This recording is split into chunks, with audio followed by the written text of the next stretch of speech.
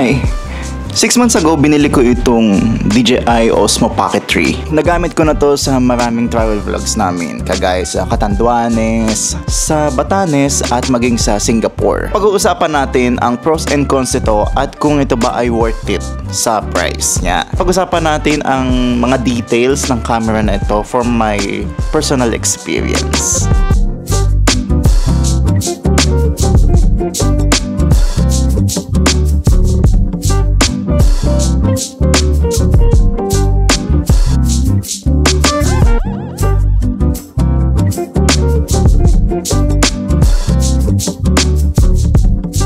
Number 1 pros ng camera na ito ay super nice quality. Nakikita nyo naman, ang resolution na gamit ko ay 4K 30fps. Nakita nyo na sobrang compact nitong camera na ito. Ganyan lang siya kaliit. At nakatayo lang siya sa isang parang monopod. At ganyan lang siya kaliit. Sobrang compact nitong camera na ito na ganito ang kaganda ang quality. Yun ang una niyang pros. At hindi mabigat. Dahil nga maliit siya, hindi siya mabigat. Perfect for travel. Kaya itong Osmo Pocket 3 ay sobrang laking tulong dahil sobrang gaan niya, sobrang liit niya, sobrang compact niya, pero sobrang ganda ng quality. Matagal na natin ini-expect na magkaroon ng ganitong camera na ganito kaliit na DSLR quality. Sobrang laking pros nito para dito sa napakaliit na camera na to.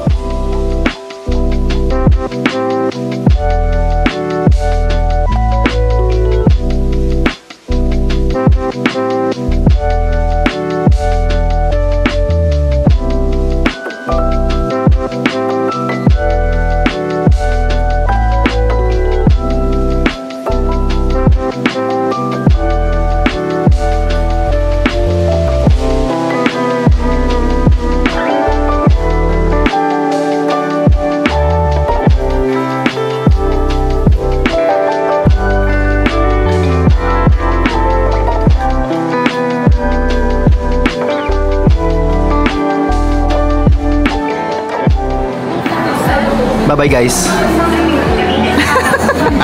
Ang number 1 cons nito ay pricey. Pagka ang kinuha nyo ay creator combo, ang price nito ay 40,000 pesos. Nabili ko to sa DJI store mismo. May mga napanood ako sa TikTok na sa Japan daw ay mas mura ito. Pero dito, pag bibili nyo dito sa Pilipinas, 40,000 pesos ang presyo. Kung gusto nyo mapanood ang unboxing nito, nandiyan yung link niyan. In-unbox ko to 6 months ago. Next ay yung battery niya. So dahil maliit nga itong Osmo Pocket 3, ay maliit din ang kanyang battery. Tumatagal lang yata siya ng 1 oras pagka tuloy-tuloy mo siyang ginagamit. Pero kahit na putol-putol mo siyang gamitin, hindi mo siya magagamit ng 1 buong araw na nagbo-vlog ka kahit putol-putol dahil ganun kaliit yung battery niya. Pero sa package niya kasama ito. Ito, kinokonek ito sa ilalim niya. So parang ito ay extra battery. Parang nadodoble niya yung battery ng Osmo Pocket pagka nakakabit ito. Pwede mo rin naman siyang gamitin kahit naka-charge sa power bank dahil ito ay USB-C. Madali lang siyang i-charge. Second cons, this is not for pangharabas vlog. Napansin ko sa kanya, no? Itong DJI Osmo Pocket ay medyo mabagal. Kasi pag ino-on mo siya, kailangan mo i-flip yung LED niya. So dahil nga gimbal-based siya, umiikot pa siya, naglalak pa siya, kailangan niya pa mag-unlock. Pagka kasama mo siya sa travel na madami kang dala, halimbawa sa airport, nalo-lost track siya and then parang naiiwan siya. And then mag-aalala ka din sa kanya dahil nga gimbal-based siya, gumagalaw siya. Also, this is not weatherproof. Hindi ito waterproof, hindi ito dustproof. Medyo maselan itong kamerang ito. Hindi mo siya magagamit pagka umuulan dahil hindi siya weatherproof. Iiwanan ko muna sila kasi pupunta tayo sa YouTube event. Mayroon kasi YouTube event dito sa BGC. Pero sa kabilang building. Punta tayo doon. Dito muna sila sa mall. Ang gamit kong mic ay yung internal mic lang.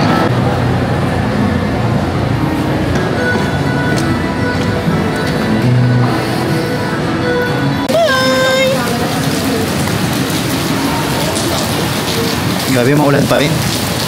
Yung bagyo kasi nandito pa rin. Kaya sobrang maulan. Ang Osmo ay hindi weatherproof. Kaya huwag siya pauulanan. Masisira ang Osmo Pocket.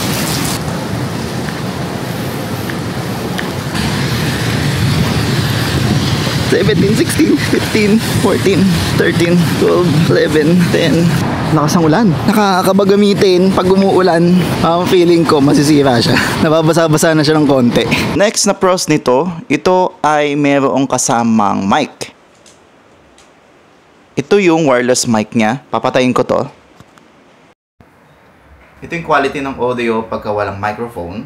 At ito naman yung quality niya pagka mayroong wireless na microphone. Itong DJI Mic 2. Ang dilema dito sa mga ganitong mic, hindi mo alam kung nagre-record ba o nakakonect ka ba, baka salita ka ng salita. Hindi mo alam. Napakaganda ng ginawa ng DJI dito sa system na to. Why? Dahil pagka nagsasalita ka, makikita mo na nagre-record ang, pumapalo sa taas yung audio mo. Nakikita nyo? So makakasiguro ka na nagre-record or nakakonect yung mic mo. Isa pang bagay na pros nitong Pocket 3, meron siyang wide angle lens. Tingnan nyo, ngayon ay nakakabit ang wide angle lens. Tatanggalin ko siya. Ito ang magiging itsura niya. Nakita niyo yung gilid ko? Nakita niyo itong gilid na to. Dalawang magkabilang gilid. Pag kinabit ko itong wide angle lens, tingnan niyo kung gaano ang pagkakaiba. Nakita niyo yung pinto? Nakita niyo, no? Sobrang wide niya. Kaya lang, napapansin niyo, medyo parang naging GoPro siya, no? But, isa sa problema nitong wide angle lens na to, may kukwento lang ako sa inyo sandali. Pag kasi siya, ginagamit pa siya, ganyan ang itsura niya, no? Pero pag siya close mo, ganito ang mangyayari. Ayan. Nakatupi siya. Nakita niyo yung lens kung nasaan? Nasa loob. Pagka nilagay mo itong wide angle lens, tingnan niyo kung ano mangyayari, ha? Ilalagay natin itong wide angle lens. Ang una-una mapapansin niyo dyan is kumapal siya. Ayan, no? Ang mangyayari pagka siya kinlose mo, look. Kita nyo? Hindi siya pumasok doon sa loob. Unlike kanina, no? Kasi nga, makapal siya, so ganyan lang yan. Hindi siya nakalock, di ba, no? Pag wala yung wide angle lens, pag sinara ko siya, nasaan yung lens? Nasa loob, di ba? So, pagka may wide angle lens, hindi siya papasok sa loob. Patayin ko ulit. Diba? Hindi siya nakakapasok dito sa loob. So kaya ako minimension yung pagkakaiba ng my wide angle lens. So wala. May nangyari kasing hindi maganda sa akin sa Singapore. Na nag-travel ako sa Singapore, gamit ko tong Osmo Pocket 3. Solo travel kasi ako sa Singapore. So magbablog ako, then after ko mag-vlog, tinutupi ko na, then nilalagay ko sa bag. Ang nangyari, nung pauwi na ako, doon ko lang napansin na wala na pala yung wide angle lens. Hindi ko na siya makita kung saan siya nalaglag dahil nga itong wide angle lens ay magnetic lang, hindi siya kinakabit. Pagka nasagi siya, matatanggal. Kaya nawala yung wide angle lens ko. Kaya ang ginawa ko, naganap ako sa Lazada ng wide angle lens. Pero ang wide angle lens sa Lazada na galing mismo sa DJI ay 2,500. Pero naghanap ako at meron ako nakita sa China. Ito na nga yung gamit ko ngayon. Ayan, nakikita nyo, ay wide angle lens siya para sa DJI Osmo. Pero hindi siya galing mismo sa DJI. At ang bili ko dito ay 500 pesos. So bumili ako ng dalawa in case na mawala. Meron pa akong pamalit. Yun ang isa sa mga pros nito. Pwede kang maglagay ng wide angle lens. Kaya lang ang cons ay dahil magnetic, natatanggal.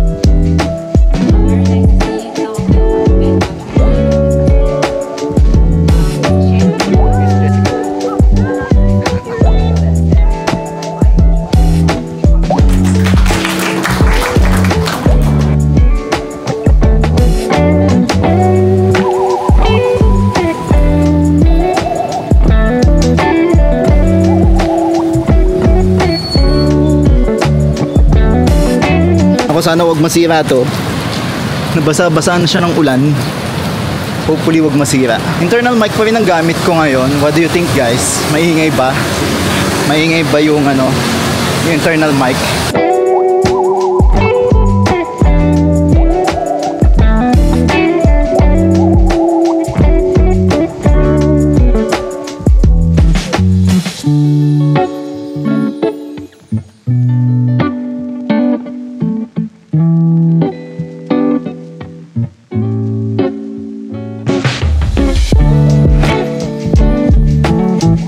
kabila naman, meron tong low light. Meron siyang option ng low light. Alright.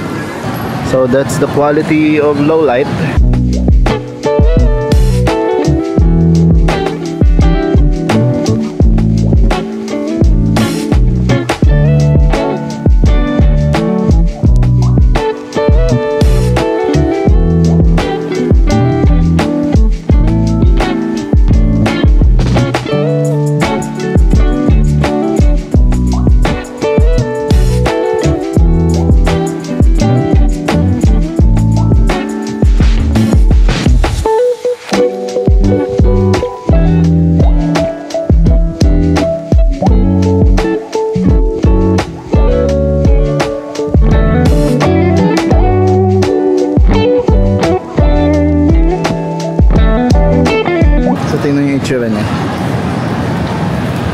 Medyo nababasa na siya dahil nga ulan ng ulan.